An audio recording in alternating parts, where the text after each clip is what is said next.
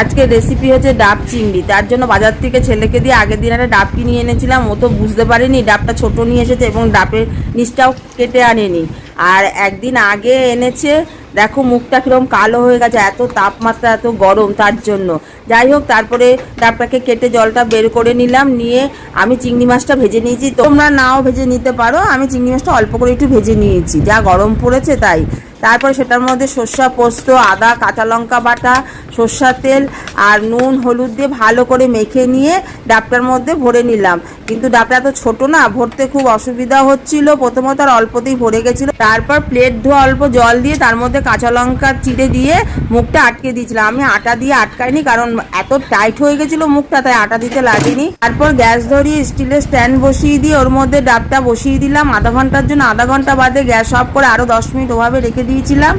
তারপর নামিয়ে ফেললাম, তৈরি হয়ে গেল ডাব চিংড়ি। দুর্দান্ত হয়েছিল।